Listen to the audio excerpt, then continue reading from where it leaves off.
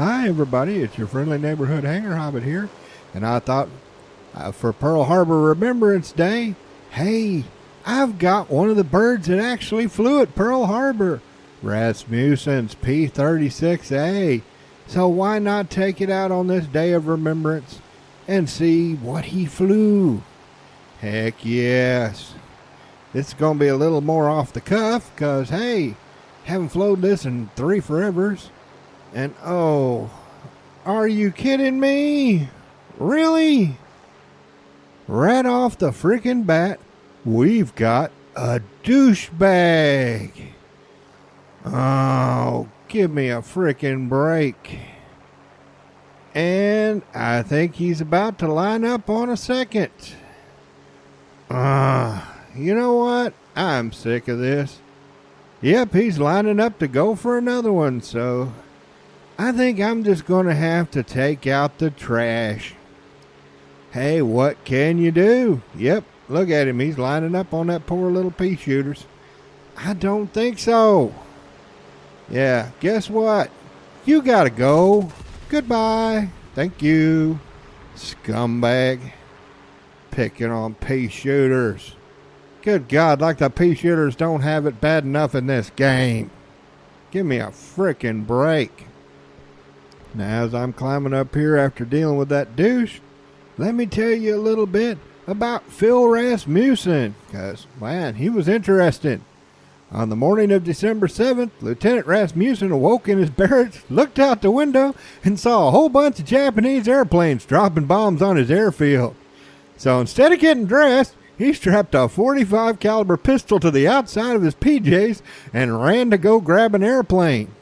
Unfortunately, most of the planes were already destroyed, but he found a completely unscathed P-36A Hawk, which you're looking at right now. So he taxied that sucker over to a hangar and had him loaded up with ammunition, waited for a lull in the bombing, and took off with 3 other pilots and headed to Kaneho Bay on the northeast side of the island. They ended up engaging 11 Japanese aircraft, and despite having his 30 cal jammed and only had a small amount of ammo on the 50 cal, he managed to grab him an A6M0. But several other Japanese pilots attacked, including one who tried to ram him. I guess he was trying to be most honorable. And the Japanese pilot that did it was called Ayuzo Fujita. Hope I'm saying that right. He actually managed to go back to the carrier after trying to ram and actually survived the war. But Rasmussen's plane ended up so badly shot up, it fell into an uncontrolled plunge into the clouds over the mountains. After passing through the clouds at 5,000 feet, he managed to get control and return to the field, where he landed with no brakes, no rudder, and no tail wheel. The differing accounts of how many bullet holes in his plane varied, but most give a figure of about 500 frickin' shots in that thing. Good bloody grief. Yeah, anybody complains about American birds being tanky? Yeah, they were tanky in real life. Yeah, it might not have been flying very good, but it got that poor boy home. And he managed to survive the war and is now buried in Arlington National Cemetery. Oh, look at what we got here, though. We don't got Japanese. We got the Germies. Oh, and they're picking on a honey badger. Oh, silly Germies. That's not good. Don't pick on the honey badgers. Honey badgers don't care. Look at all them pew-pews. Look at that. One of them's already smoking. Oh, if there's one word of advice I can give to new players is leave honey badgers alone. Honey badgers are bad. Oh, hang on, Mr. Honey Badger. I'll give you a hand. Oh, look at that. He done set one on fire. I got the other one smoky smoke. He's still going after the honey badger. Oh, he managed to get it, but good Lord, look at your plane now, dude. Yeah, you're a mess. Oh, we got a Russian trying to jump in here and be all cheeky-breeky. Oh, there's a pretty crit. Nope. Ground. Yeah, you got to watch it. This thing does get a little sluggish with the speeds. Oh, there he went. Now let's say hello to your friend. Because, hey, that fire went out. And you know what I say? If it doesn't burn, You get a turn. Oh, and he's going after my chicky briggy. No, you leave my Gopnik alone. That's my cheeky briggy. You can't have the cheeky briggies. Oh, Fleagle's 109A. Oh, what a flying turd. You poor man. Ouch. Yeah. You're toast, dude. If it ain't gonna be me, it's gonna be Cheeky Briggy. And poof. There we go. Ah, that feels good. Ugh, and as you can see, my team, yeah, it ain't doing so good. I think I'm going to have to go get some more pew-pews, because, yeah, there's a whole lot of stuff left for me to shoot at. While I'm doing that, I can tell you a little about this bird. Yeah, the P-36 was Curtis's private venture, trying to get some of those lucrative contracts they knew was coming, because, yeah, everybody could see the change blowing in the wind. Biplanes was going bye-bye. Yeah, after seeing the 109, seeing the friggin' little ice shacks, yeah, everybody knew that the day of the biplane was pretty much toast. So they ended up building 1,000 of these freaking suckers, and while they weren't used much by the Americans, they ended up getting used by dang near everybody else on the Axis and the Allied side. Chinese, the Finns, the French, the Brits. Yeah, everybody flew this thing. And I can't say I blame them. It had excellent handling for its time, great climb for its time, although it couldn't do ultra high altitude because no supercharger. Yeah, and the fact that all the guns was in the snoot gave it a heck of a roll rate. Yeah, this thing was quite an agile little bird back in its day. Unfortunately, it lost the fly-off against the Seversky P-35, but the American military said, yeah, Seversky's a little flaky. I don't know if he can deliver what he's saying he can deliver, so you know what? Yeah, give Curtis a call back. Tell him we'll take some of those P-36s. Yeah, just in case, because, yeah, don't want to be betting our butt on Seversky. Don't say I blame him. Anybody that's known the history of Seversky knows that, yeah, they had a lot of turmoil going in that company at that time. But Curtis ended up having to cut a royalty check to Boeing because the way those wheels turn around and pop up in there, yeah. Boeing already had a patent for that, so that was an uh-oh. Cost them a little bit of money. And, oh, B-65, are you serious? You're not going to. Yeah, that's what I thought. That was not smart. Yeah. As I was saying, it turned out that Curtis did have a pretty good design on their hands. They ended up being able to upgun this thing multiple times, replace the engines multiple times. This ended up being one of those airframes where you could just keep bolting stuff onto it. It'd keep right on going. They even managed to make one of these suckers with a liquid-cooled engine. Oh, you need to look that sucker up. The XP-37. Yeah, that thing looks funky. Yeah, it looks weird. You ought to see the pilot's way in the back of that sucker, and then you got this humongous long snoot with that liquid-cooled engine in it. Turned out to have great top speed, but pilots kind of need to see where they're going, especially on landings. And that was a bit of an issue. Because, yeah, having a nose that stuck out 10 foot ahead of the pilot, it's going to make trying to bring that sucker down a little complicated. But, boy, you name it, and dang near everybody flew these suckers. Argentina, Brazil, Norway, France, Finland, China. Good freaking grief. They pass these things around like Tic Tacs. I can't say I blame them. The price was not bad at all at the time, and it was a good fighter. I mean, it wasn't going to beat the latest 109. Certainly wasn't going to compete with the P-40, which is what ended up finally taking her out of the run, because, yeah, P-36 versus P-40. I think we all know who's going to win that battle. Oh, but look at this. Oh, yes.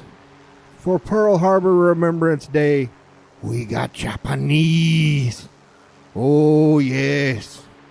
Yes, remember Pearl Harbor? Guess what? Payback is hell, and I'm coming to bring it to you, you Japanese. Yes, I want some sushi. Come here, sushi boys. Yeah, I'm not going to get down there and try to turn fight your butt. What are you, nuts?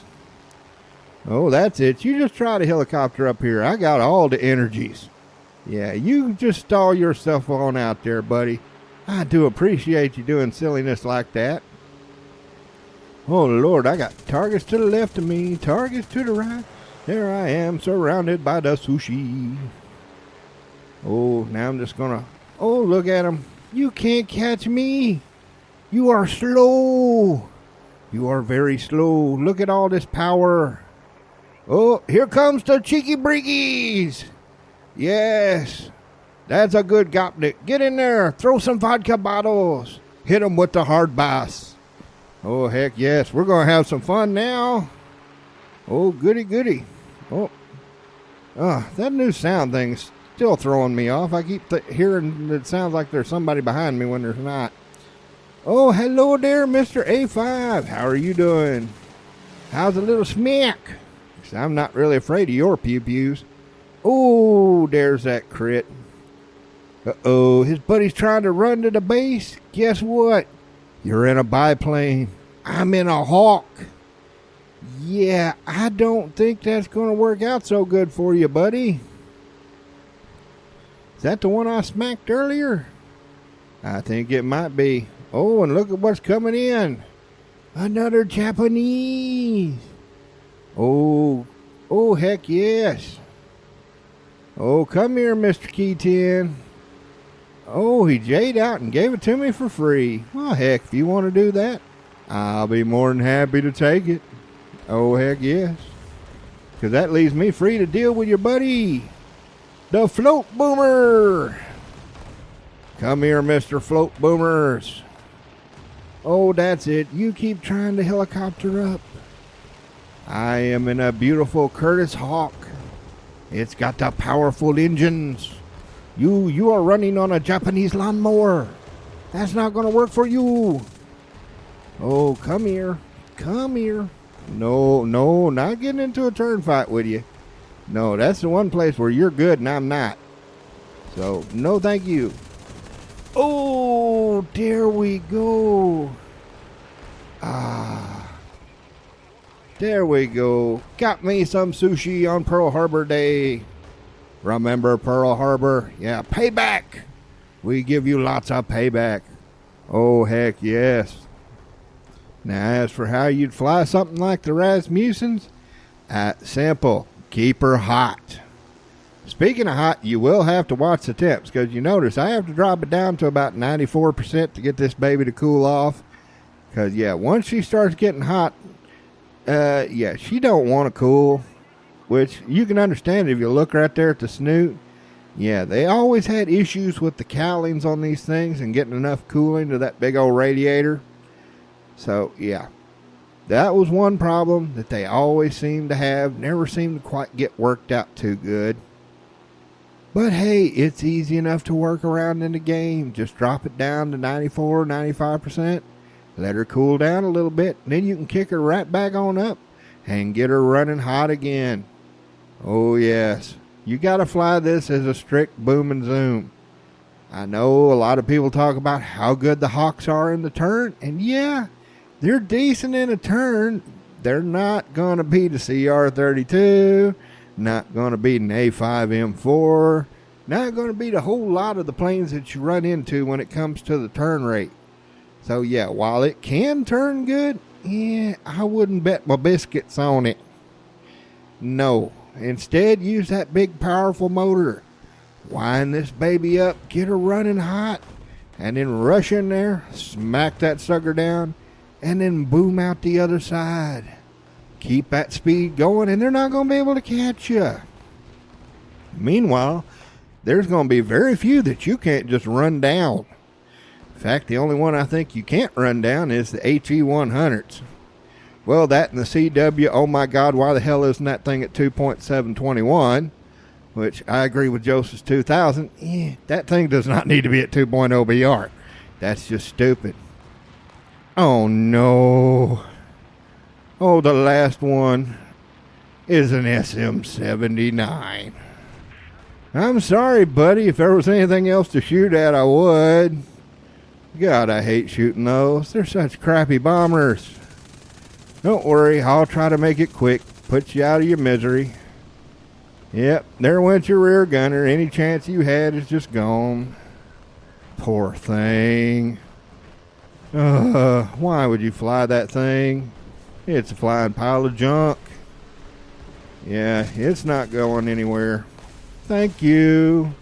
Oh, bad AA! Quit touching me in no places. Good freaking grief. This is a tier 1 map. Why is the AA this stupid? I'm not even near the base. This is the middle of the map, AA. And look at that. One shot, my oil cooler is gone. And oh, look at the tickets.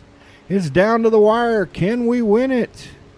And come on. Oh, ace in a day. Heck yes. Right down to the wire. Oh, you just gotta love that. What a great celebration of Pearl Harbor. We smacked down Sushi Boys and got an ace for it in one of the planes that actually flew there. Oh, heck yes. You couldn't ask for better. Oh, so what do I think about this bird? Every once in a while, they'll offer that starter pack for like $250 that comes with this and the Stewart. Yeah, grab it. It's fun. Yeah, it's not going to compete with something like the P-36C, but as you can see, she can still do the work. She's got a heck of a roll rate. Great dive. Not too bad in a climb, actually. And yeah, it may have a low ammo load, but with them both being there in the snoot, heck yes, they can do the work. Well, be sure to like and share. Hope you enjoyed this little bit of Pearl Harbor Remembrance Day, and I hope to see you up there in the clouds. Have a good one, y'all.